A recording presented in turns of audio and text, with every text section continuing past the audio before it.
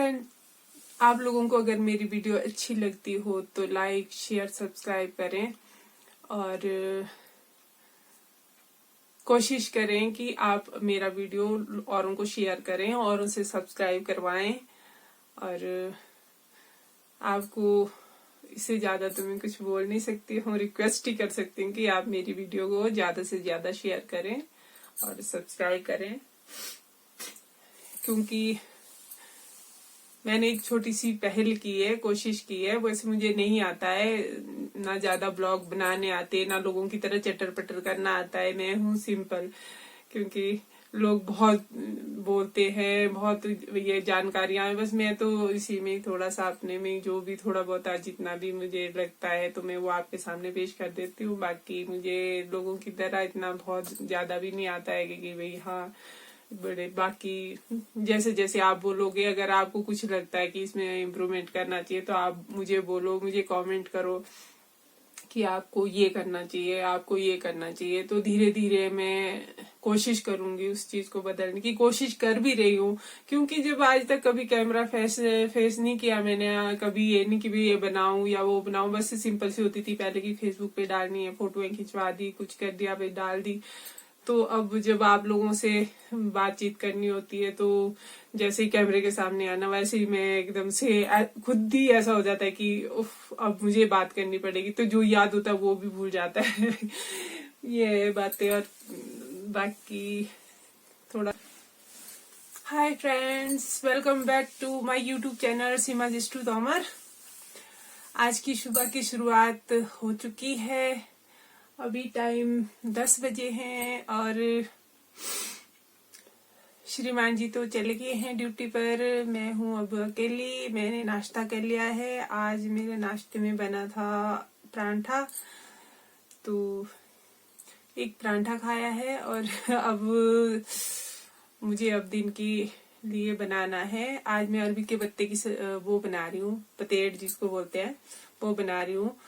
और अभी क्योंकि अभी टाइम है तो मेरा सुबह का काम सारा खत्म हो चुका है, झाड़ू पोछा दुकान, तो नहाना धोना सब कुछ हो गया है। वैसे मेरी तबीयत ठीक नहीं है, वैसे लेट ही उठी, मैं लेट ही उठती हूँ। मुझे ऐसे थोड़ा मतलब आजकल वीकनेस बहुत ज्यादा आ गई है, आप लोगों को पता है। तो अभी अब मुझे योगा भी बहुत जरूरी करना होता है थोड़ा थोड़ा। तो आज मैं, वैसे आज तक मैंने डाला नहीं है कभी ये योगा के अपना, तो थोड़ी देर मतलब 15-20 मिनट में अपने लिए निकालती हूँ। पर वो भी तब है अगर कोई शॉप में ना आया। अगर शॉप में आ गया तो मैं वो भी नहीं कर सकती हूँ, फिर मुझे तुरंत जाना पड़ता है। तो अभी मुझे 20 मिनट हो चुके हैं, तो अभी मैंने सोचा, मैं कहा चलो आप लोगों से भी थोड़ा डिस्कस कर लेती हूँ।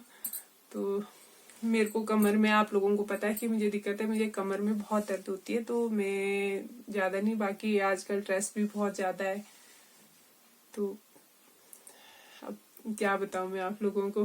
घबराहट सी भी हो ही रही है कि कैसे होगा ऑपरेशन का, क्या होगा, कैसे करूंगी, क्योंकि मैं अकेले ही रहती हूँ। तो अकेले मुझे काम कैसे करना है, हो ही जाता है। अब मेरी यूट्यूब फैमिली के साथ में बातें अपनी शेयर कर रही हूँ, तो चलिए साथ साथ में मेरी आंखें भी नम हो जाती है, क्योंकि ननद है, उनके घर में भी गायें हैं, वो भी नहीं आ सकते हैं, अपने सभी हैं। बस अब मेरे दीदी की बहू है बेचारी यहाँ पे ना, तो ये थोड़ा कर लेंगे। इनके पास भी छोटी बेबी है, तो देखते हैं कैसा होता है, क्या होता है। चलो सब ऊपर वाले के हाथ में है। तो अभी थोड़ी सी, क्योंकि मुझे सर्वाइकल की दिक्कत भी होती है, तो उसके लिए भी मुझे करने पड़ते रोज। तो अभी थोड़ा शुरुआत करते हैं। अभी मैं कर चुकी हूँ, थोड़ा बॉडी को वार्म अप कर दिया है मैंने। अब मुझे करना है सर्वाइकल के लिए। मुझे थोड़ा दिल मेरा बहुत कमजोर है, एकदम से रोना आ जाता है। पता नहीं आज कुछ मम्मी की याद भी मुझे बड़ी आ रही थी, क्योंकि मेरे मम्मी पापा तो नहीं है। तो पता नहीं रात को सपने में भी आए, तो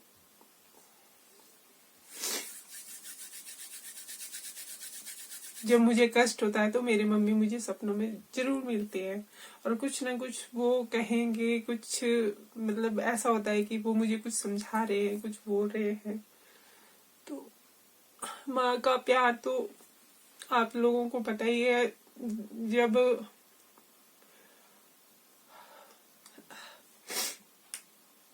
मैं छोटी थी, छोटे से लेकर जब तक मेरी शादी नहीं हुई, मैं बिल्कुल मम्मी के साथ ही रही। और जब मेरे मम्मी बीमार हुए, वो 5 साल तक बीमार रहे। उनको हार्ट की दिक्कत थी, तो स्टंट वगैरह डले थे। तो वो सबसे पहले मुझे ही बोलते थे कि उसको बुलाओ, उसको बुलाओ। बल्कि मेरे पास उस टाइम यहाँ पे ही होते थे, मतलब हम लोग। तो वो जब भैया वगैरह उनको लेके आए, तो पहले यहाँ शिमला ही लेके आए थे उनको। तो आईजीएमसी में उनका ट्रीटमेंट किया। 1 हफ्ता हम आईजीएमसी में रहे। फिर उनका यहाँ पे नहीं हो पा रहा था, क्योंकि उनकी एज भी 84 साल के थे वो। तो इन लोगों ने मना कर दिया था एंजियोग्राफी के लिए कि एंजियोग्राफी नहीं करेंगे हम इनकी। और काफी बुजुर्ग है। तो वो मम्मी बहुत तड़पते थे, दर्द में इतना तड़पते थे कि हम उनको देख नहीं पाते थे। फिर मेरे भैया ने कहा कि मैं चंडीगढ़ लेके जाता हूँ इनको। तो उनके कागज कुगज बनवाए भैया ने, और फिर गाड़ी एम्बुलेंस करके हमने फिर यहाँ से चंडीगढ़ लेके हम पीजीआई। तो पीजीआई में हमने उनको एडमिट किया। फिर उन लोगों ने उनकी एंजियोग्राफी की, फिर उनको स्टेंट डाले। फिर वो नॉर्मल मतलब ठीक हो गए थे। पर हमने उनकी तड़प देखी है कि कितना तड़पते थे वो, बहुत ज्यादा तड़पते थे वो। जब उनको ड्रिप चढ़ाई जाती थी तो उनकी नसें नहीं मिलती थी, ब्लड नहीं था, इतना बुरा हाल होता था। इतनी मोटी मोटी हो गई थी उनकी बाजुएं। तो उसमें वो एक दवाइयां देते थे वो मरने के लिए, फिर पट्टियां बांधते थे पूरी। फिर वो थोड़ा बैठ जाता, फिर और जगह फिर ब्लड नहीं मिलता था टेस्ट करने के लिए। हर रोज उनके टेस्ट होते थे, तो इस पॉइंट से उनका ब्लड निकालते थे।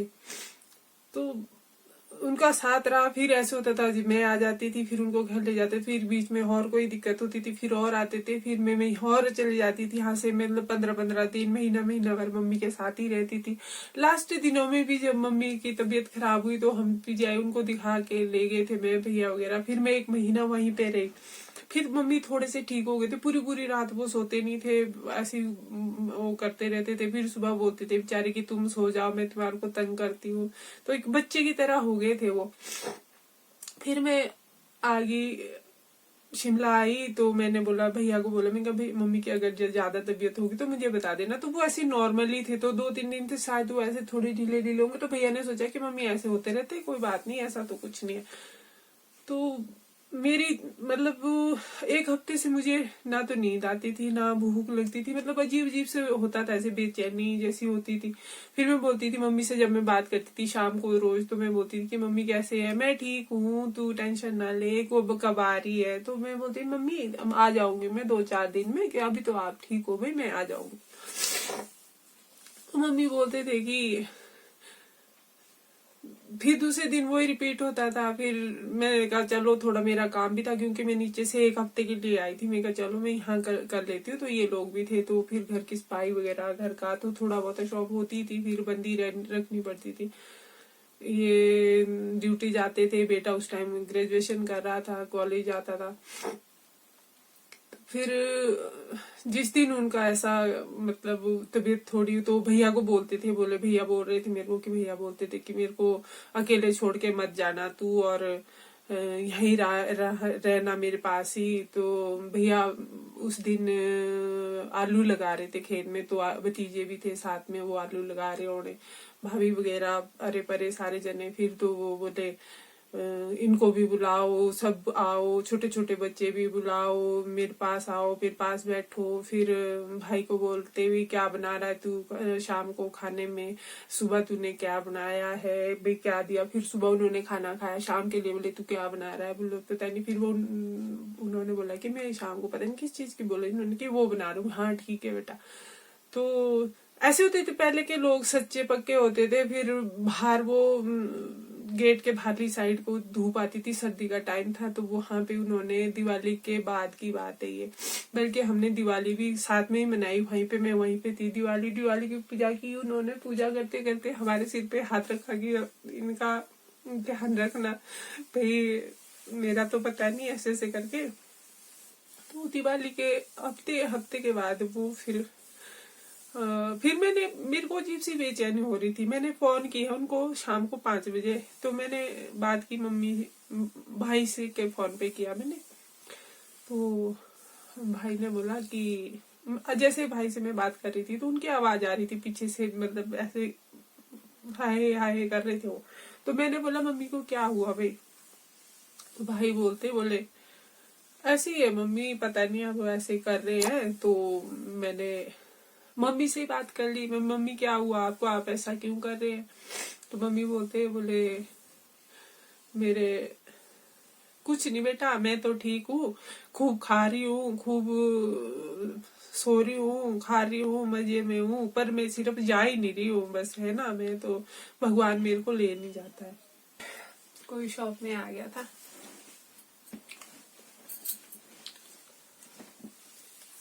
क्या बताएं अब, बस वही लास्ट कॉल हुई मेरी मम्मी से, जो फोन पे उन्होंने कहा कि बस ऐसी ऐसी बात है कि मैंने कहा मैं आऊँ मम्मी? तो मम्मी ने बोला कि नहीं अब तो तू चल, आइयो ही मत यहाँ पे। बस ये बोला कि अब तो तू आइयो मत यहाँ पे। बस वो ही थोड़ा मुझे गिल्ट रहा कि अगर मैं लास्ट टाइम में मम्मी के साथ होती तो शायद। चलो, जो लिखा होता है वही, मैंने अपनी हिस्से का सेवा उनकी कर दी। बेचारे माँ बाप तो जन्म देने वाले जो होते भगवान से भी ऊपर ही मानते, हम तो उनको दूजा भगवान होते माँ बाप। उन्होंने शिक्षा दी हमें, आज इस लायक बनाया, पर आज उनकी पता नहीं कुछ याद बहुत आ रही थी, तो सोचा आप लोगों से शेयर कर लूं। आप भी बोलोगे कि क्या बात कर रही है। तो क्योंकि जब किसी इंसान को कष्ट होता है तो हमें या तो भगवान याद आते या माँ बाप याद आते, इन दो में से तो बस एक। और वो भी अब आज हमारे लिए, मेरे जो मम्मी है जहाँ भी है, वो तो मेरे लिए भगवान है। चलो बहुत हो गया है, अब थोड़ा फ्रेश हो जाते हैं और योगा कर लेते हैं। मुझे सर्वाइकल के आपको बताया मैंने, तो दिक्कत होती है। तो सर्वाइकल के लिए क्या है कि मैं करती हूँ, सर्वाइकल के लिए ये आपके जो ऐसे हाथ होते हैं ना, इनको ऐसे पकड़ के, ये ऐसे पकड़ के और इस पोजीशन को पीछे ले जाके और ये ऐसे करके। और क्या करना है हमें, जब हम इसको इधर ला रहे तो हम सांस को अंदर ले लेते हैं, और इसको जितना हम ला सकते हैं उतना हम इधर को लेके आए और बिल्कुल सीधी पोजीशन पे। फिर जब तक हम रखेंगे उसके बाद हम रिलैक्स करके फिर हम इसको दूसरी साइड करेंगे।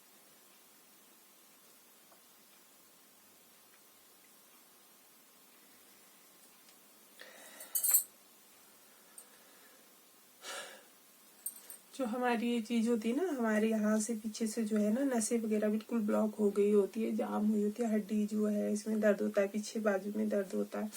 बाकी हम मतलब मैं थोड़ा थोड़ा करके दिखा रही हूँ। बाकी ये चीज को हमें लेके जाना है, यहाँ पे कंधे की ये चीज होती है हमारी, यहाँ पे लेके जानी है ऐसे करके, और इसकी मदद से हमें इसको उधर लेके जाना है।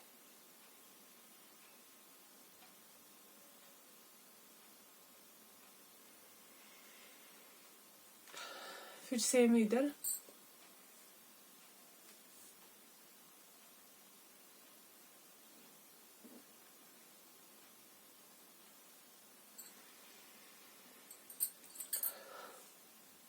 फिर आप इस गर्दन की जो पोजीशन होती है ना, इसको हम ऐसे कर सकते हैं।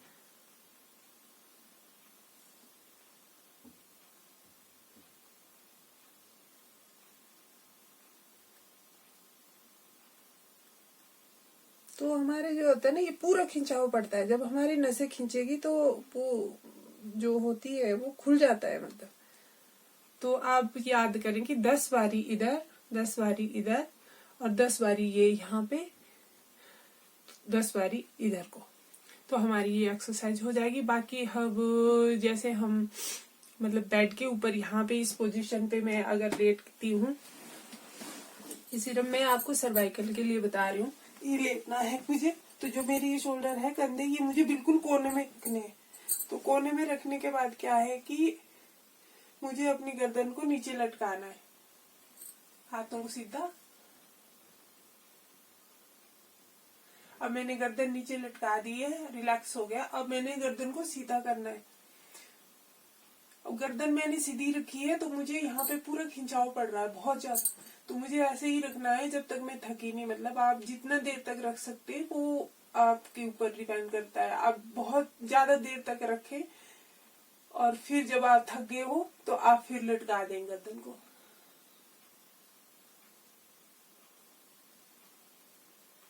और फिर वही वैसे ही करें। मतलब ये भी आपने 10 बारी करना है। 10 बारी आपने गर्दन को लटकाना है, 10 बारी आपने गर्दन को सीधा रखना है। पर ये नहीं कि फटाफट किया, आपको टाइम देना है जब तक आपकी ये पूरी नसें खिंचा। देखिए आप नसें ये बिल्कुल खिंच रही है, तो ये इससे क्या होगा कि नसें मजबूत होती है। ये एक तरफ का योगा भी हो गया और ये नसों को खोल भी देगा।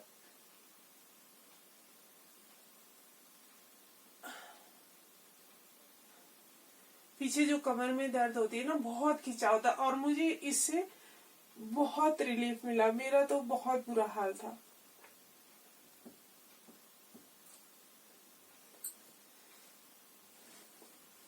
तो अब मैं पीछे आ जाती हूँ। और अब रही कमर की, तो मुझे कमर में दर्द होती है तो आप पाँव को अपना बिल्कुल यहाँ पे लाइए और हाथों को ऐसे फैलाइए। इधर मुझे स्पेस कम है, पर ऐसे हाथों को फैला के, और आपको क्या करना है कि टांगे अगर इस साइड को आनी है तो गर्दन आपकी इधर जानी चाहिए। तो ये ऐसे करके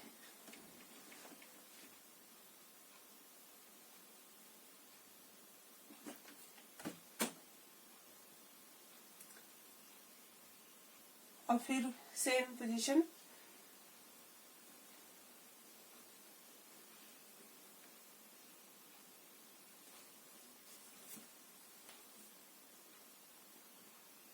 ये भी आप 10-10 बार कर सकते हो। फिर एक टांग को सीधा करो, एक ऊपर करके, फिर वही ऐसे ही फिर से।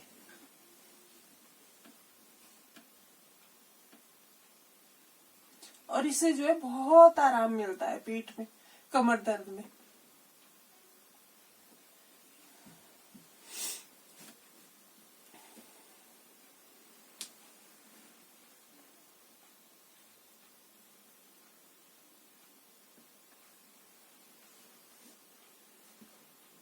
और जिनको कमर में दर्द होती है उनको ऐसे झटके से कभी नहीं उठना चाहिए, ऐसे करके उठना चाहिए, ऐसे आराम से।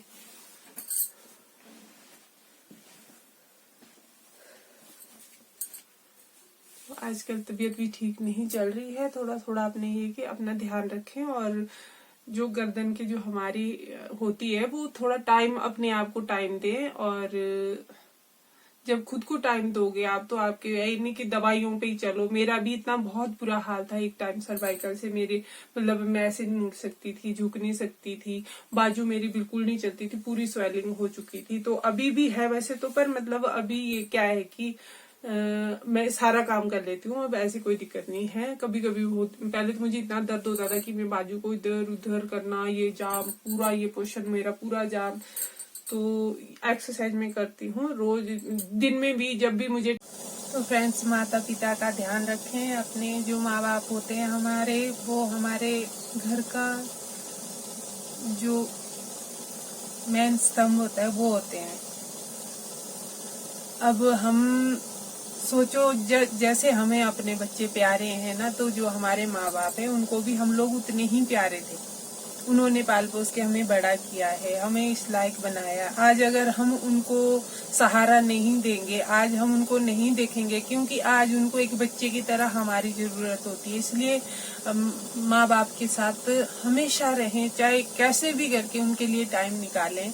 आप उनको पूछें कि आप लोगों को क्या चाहिए, आप लोगों को कुछ चाहिए हम लेके आते हैं, आपने कहीं जाना है, घूमने जाना है। अगर आप लोग इतना प्यार से पूछ लोगे तो उनके लिए वो भी बहुत होता है। कई जगह देखा है हमने कि अब ऐसा कहते हैं, बुजुर्ग है घर में तो अपने निकल जाते हैं, शहरों की तरफ निकल गए हैं, बच्चे लेके चले गए हैं, पढ़ा रहे हैं। तो कई जगह ऐसे होता है कि अगर अंकल है तो सिर्फ अंकल ही अंकल गांव में रहते हैं अकेले।